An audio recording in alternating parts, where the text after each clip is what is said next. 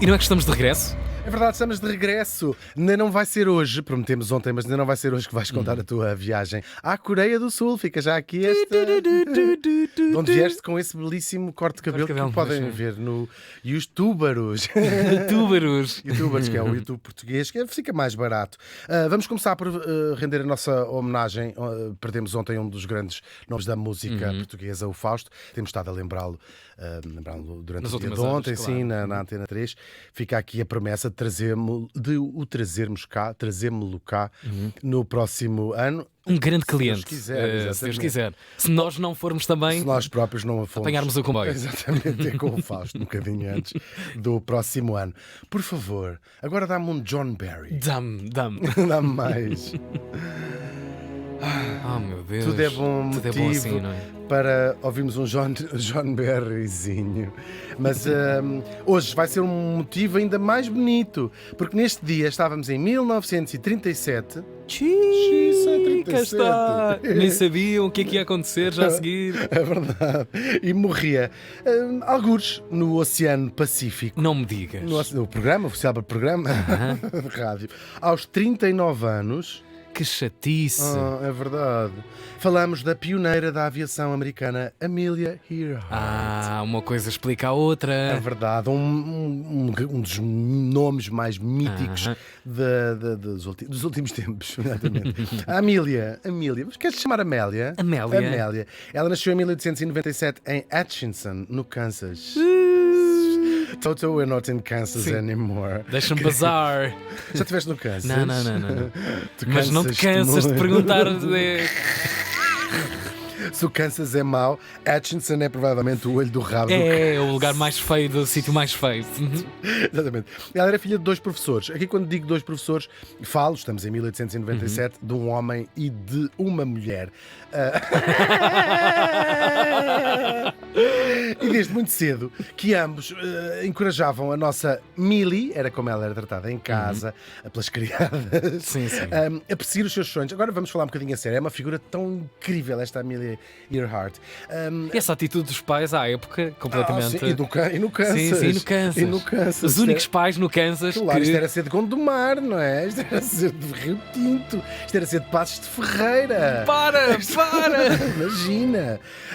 A perseguir de facto os seus sonhos e a não ter medo, sobretudo, de ser diferente. Sobretudo a mãe dela, uma mulher que detestava as convenções sociais, fumava, tratava os homens por todos, cuspia no chão, calças de ganga quase sempre. Exatamente. E lá ia ela.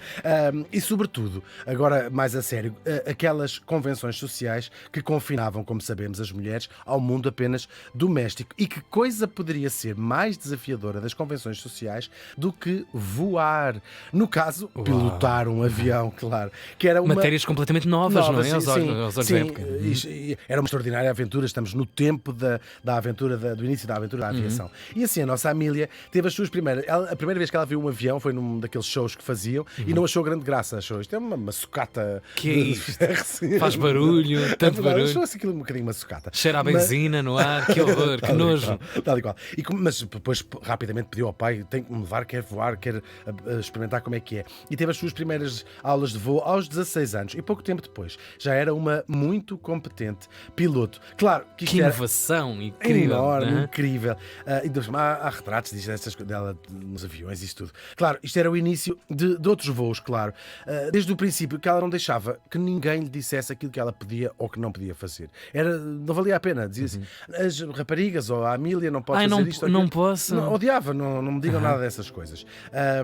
Claro, é uma frase que talvez, esperemos que já seja estranha para as nossas ouvintes raparigas mais novas, mas a vida era assim, diziam muitas coisas às raparigas que elas podiam e não podiam fazer, não é? E voar, com certeza, devia daquelas diziam ser piloto não é uma coisa boa. Claro, e pela novidade, não é? É uma coisa. Claro. Primeira. Mas aos rapazes eram aventureiros. Há alguns até, não é? Claro. De alguma maneira, sim. Se não fosse em contexto de guerra. Tal e qual, sim. Depois... É verdade. Portanto, isto é para lembrar que metade da população do mundo era avaliada pelaquilo que podia podia ou não podia, ou que conseguia ou não conseguia fazer, não pelas suas características pessoais, por ser capaz ou não ser capaz de coisas, mas pelo simples facto de ser uma mulher. E lá continua ela, em busca de emoções fortes. Ela também adorava esse thrill, não é? Ainda muito miúda, constrói na casa, no jardim de casa, uma montanha russa, igual àquela que tinha visto numa feira. Prendeu assim uma estrutura presa ao telhado, assim uma coisa com um vago loop, não é? Estampou-se. Claro, está-se mesmo a ver. Estampou-se na primeira vez, mas lá veio ela a correr a limpar o sangue que tinha aberto o lábio e tudo mais e a gritar: isto é tal e qual como voar, isto é tal e qual como voar. Contentíssima. Começa lá, se rachou que a história boca. incrível! É muito fixe.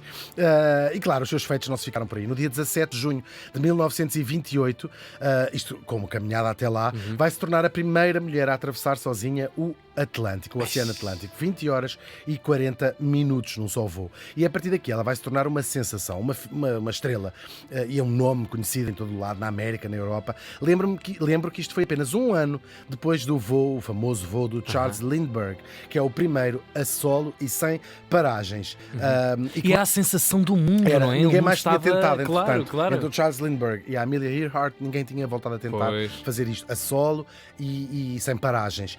Claro, em 1922, portanto, uns aninhos antes, 6 anos antes, os nossos queridos Gago Coutinho e Sacadura Cabral, que já os trouxemos aqui, tinham feito a primeira travessia, no caso do Atlântico Sul, porque foram para o Brasil, mas fizeram muitas paragens, já contámos aqui, levaram muitos dias a fazer essa viagem. A Amélia usou esse feito extraordinário, que lhe valeu uma cruz de ouro, a mais alta condecoração,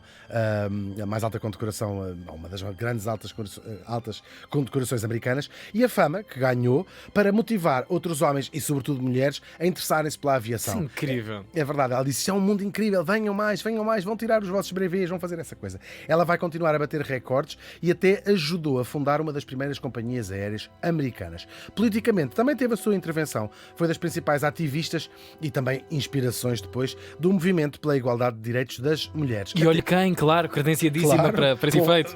Claro. Olhem para mim. Até que lhe vai nascer a ideia de fazer uma volta ao mundo de avião. Iria ser a primeira mulher a fazê-lo, mas não é a primeira viagem, já tinha sido feita antes por um grupo do exército americano em 1924. Eles demoraram 175 dias a completar os mais de 42 mil quilómetros. Claro, com paragens, naturalmente, não é impossível, penso que ainda hoje é impossível fazê-lo. Só que a Amélia queria fazer uma viagem bastante maior, eram 47 mil quilómetros, porque queria fazê-la através da linha do Equador, portanto a extensão máxima da Terra. Da Terra, sim. E começaram os preparativos. Houve uma primeira tentativa em março de 1937, que acabou por ser abortada, porque houve problemas com o avião teve uns problemas e abortaram essa missão. Depois resolveram lá os problemas e partem no dia 1 de junho, a bordo do seu Electra, como se chamava o seu avião, e acompanhada pelo seu copiloto Fred Noonan. Eles fizeram várias paragens na América do Sul, eles saem da América, do Norte, sim, dos Estados Unidos da América.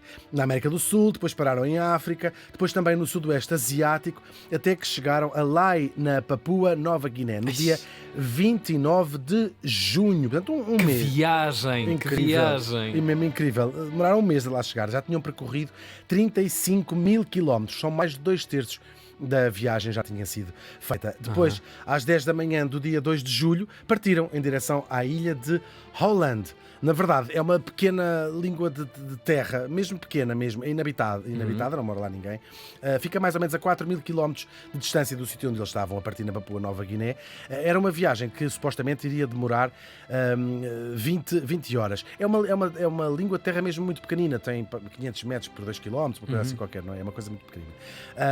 E, portanto, a viagem ia demorar 20 horas, mas iam chegar na manhã do mesmo dia 2 de julho. Claro, como assim? Com a diferença horária. Não tem a ver com a diferença horária, porque a diferença horária são 12 horas, mas é uma coisa muito, muito interessante, que até podemos falar aqui disso. Chama-se, iam atravessar a linha internacional da data, que é uma linha imaginária, claro, que separa um dia do outro, conforme, ou seja, é uma linha que obriga a diminuir ou acrescentar um dia, conforme se venha de leste ou de oeste. Atravessá-la mudas a data, assim, ou avanças ou recuas um dia. Quase que a ideia do fim do início do mundo, não é? Sim, Um corte. mundo odia, assim. Sim, E é engraçado que esta história, podemos aqui contá-la depois, mais tarde, envolve o próprio Fernão de Magalhães e os seus marinheiros. São eles que descobrem esta faceta do tempo na Terra, porque eles chegaram num dia da semana diferente daquele que as pessoas tinham ficado em terra.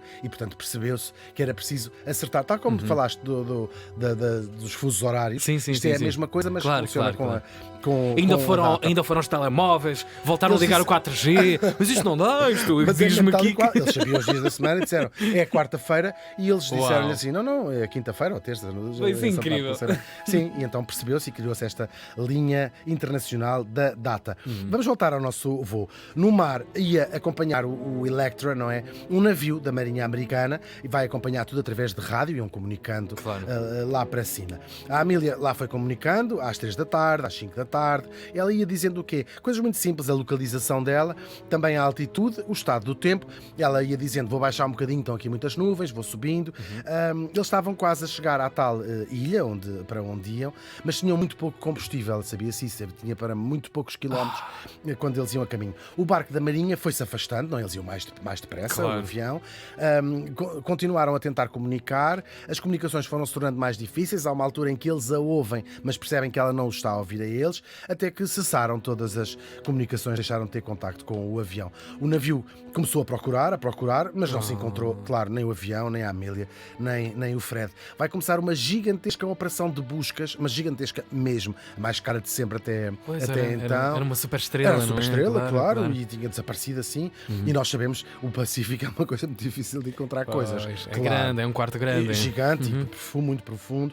Nunca se encontrou nada. Até que o governo americano deu o caso por encerrado e declarou que ambos tinham morrido durante ou pouco depois do avião se ter despenhado no mar. Agora, isto era apenas o início da segunda vida da Amélia Earhart. Logo nos dias seguintes começaram a aparecer pessoas, radioamadores, a contar que tinham ouvido mensagens, que tinham ouvido pedidos de ajuda. Assim, não, nós ouvimos-la. Depois do acidente, alguém a dizer: estou aqui.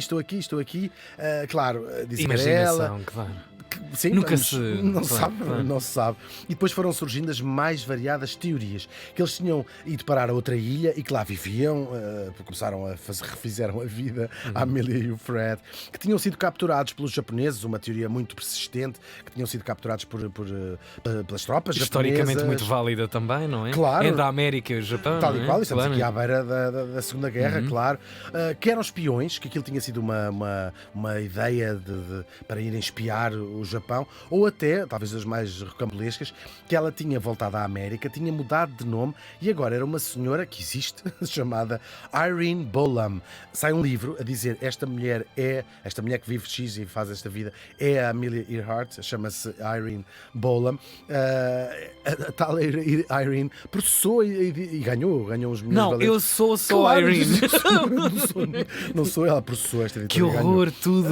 Claro. Agora, isto no meio de notícias do aparecimento de destroços que podiam ou podiam não ser o avião de vez em quando aparecia ou não sei o quê, e diz: isto é o avião da Amélia Earhart. Apesar de oficialmente declarada morta em 1939, há histórias ainda mais rocambolescas destas que contámos aqui, que é, digamos, esta talvez seja das maiores bases das teorias da conspiração do século XX, que aconteceu à Amélia Earhart. As últimas notícias neste caso são já deste ano de 2024. Há uma equipa de exploradores que diz ter encontrado no fundo do mar o avião da Amélia Earhart. Talvez sim, talvez não, vamos ficar a saber do que vai acontecer. Agora, como esta história não deixa de fascinar, mais ou menos há 10 anos, isto é incrível, há uma mulher americana chamada Amélia Earhart. Ela não fez uma investigação, ela é jornalista até, fez uma investigação genealógica, não tem qualquer parentesco, mas nasceu, ou seja, o apelido dela é Earhart, claro. Os pais, por graça, chamaram-lhe Amélia, é uma tipo 30 e tal anos. Sim. E achou: com este nome eu tenho que fazer alguma coisa com isto. E tornou-se a mulher mais nova a dar uma volta ao mundo de avião. É verdade. Sim, é americana também? Anos. É americana também, sim. É incrível. Isto é incrível. Chama-me Amélia Earhart. Mas ela quase que vestiu, claro. Calçou os sapatos de uma história que estava por contar e por realizar. Uau! Tal e qual, é muito emocionante. Há 10 anos fez esta façanha. Entre os anos que separam uma viagem e a outra, a nossa aviadora e o seu voo tornaram-se numa das lendas mais imortais, não é? Um ícone dos nossos tempos. É mesmo, e merecido. E o nome dela é famoso em todo o mundo já ouviu este nome, Amelia Earhart. Por isso, e quem somos nós para contrariar estas teorias, acabamos hoje de maneira diferente, dizendo que a Amelia Earhart fez o seu último voo, faz hoje 87 anos.